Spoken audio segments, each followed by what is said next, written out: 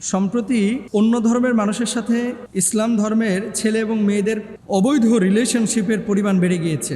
সমাজে যখন কোনো বিষয় খুব বেশি আলোচিত হয়, এই 4-5 দিন আগেও কিন্তু একটারে ATN বাংলা একজন সাংবাদিক ধরেছিল, কি যেন এর নাম সজীব নাকি। তার সাথে আপনার কিসের সম্পর্ক? আমার একটা রিলেশন ছিল। আপনি একটা হিন্দু ছেলে না? হ্যাঁ। আপনি একটা হিন্দু ছেলে হয় একটা মুসলমান মেয়ের ক্ষতি কেন করলেন? এরা জিজ্ঞেস করতেছে যে সাবলেট ছিল আর কি মুসলিম মহিলার বাড়িতে, ওই মেয়ের সাথে তার রিলেশন তৈরি হয়েছে। রিলেশন তৈরি হয়ে মেয়ে বলতেছে আমার সাথে আজেবাজে কাজকামও হয়ে গেছে।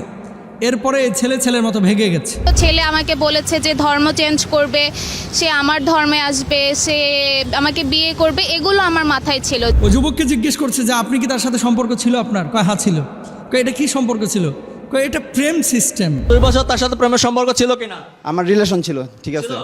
এই বিষয়গুলো অমুসলিমদের সাথে একজন মুসলমানের এই ধরনের রিলেশনশিপ, বিয়ে শাদী, প্রেম ইসলাম অনুমোদন করে কি না, প্রশ্নগুলো মানে ইম্পর্টেন্ট, এবং শুধু ইম্পর্টেন্ট না, ভেরি ভেরি ইম্পর্টেন্ট। কেন এই ধরনের প্রশ্নগুলো আমাদের কাছে মাঝে মাঝে আসে? সমাজে যখন কোনো বিষয় খুব বেশি আলোচিত হয়, এই 4-5 দিন আগেও কিন্তু একটারে ATN বাংলা একজন সাংবাদিক ধরেছিল, কি যেন এর নাম সজীব নাকি। এরা জিজ্ঞেস করতেছে যে সাবলেট ছিল আর কি মুসলিম মহিলার বাড়িতে, তো ওই মেয়ের সাথে তার রিলেশন তৈরি হয়েছে। রিলেশন তৈরি হয়ে মেয়ে বলতেছে আমার সাথে আজেবাজে কাজকামও হয়ে গেছে। এরপরে ছেলের মতো ভেগে গেছে। তো কোনো মুসলিমা নারীর সাথে কোনো অমুসলিম এইভাবে রিলেশন বা সম্পর্ক করতে পারে কিনা, ইসলাম সম্পূর্ণরূপে এটাকে হারাম বলেছে। কি বলেছে? হারাম। হারাম কেমন হারাম? তার আগে একটা কথা বলি, এরকম ঘটনা যখন ঘটে, দেখেন প্রেম বা এই যে অবৈধ রিলেশন, এটা কিন্তু পাক্ষিক না, এটা দ্বিপাক্ষিক বিষয়। অনেক সময় ছেলেরা আরেকজন মেয়ের সাথে সম্পর্ক করে, পরে ছেলে ভেগে গেছে, মেয়ে বলে যে আমার নষ্ট করে দিয়ে চলে গেছে। তো তুই গেছিলি কে ওখানে? কথা বলে না। তুমি গিয়েছিলা কেন সেখানে?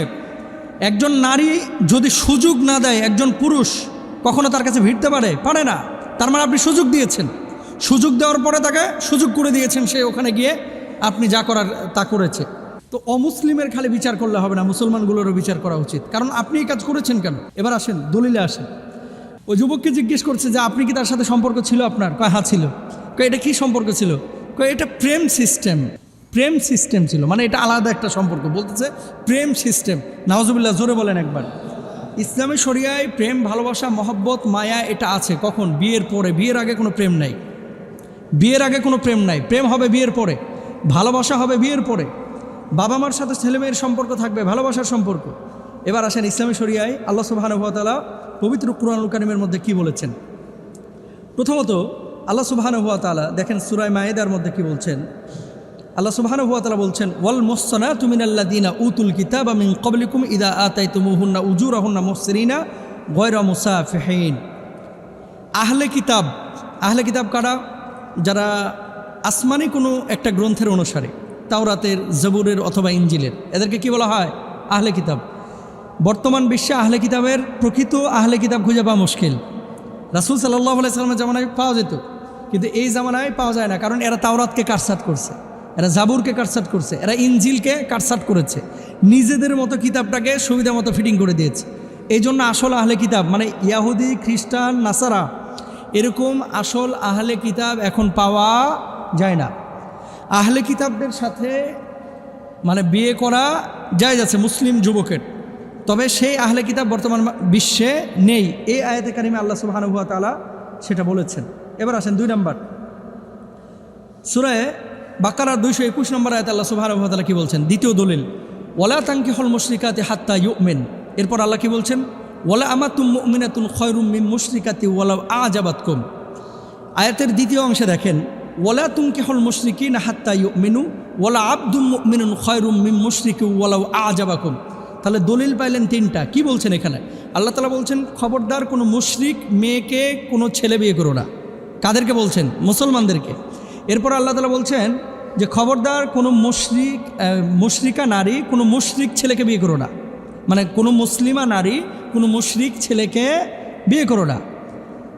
আল্লাহ তাআলা আরও কি বলছে? ওয়ালা আমাতুম মুমিনাতুন খায়রুম মিন মুশরিকাতি ওয়ালাউ আ'জাবাতকুম।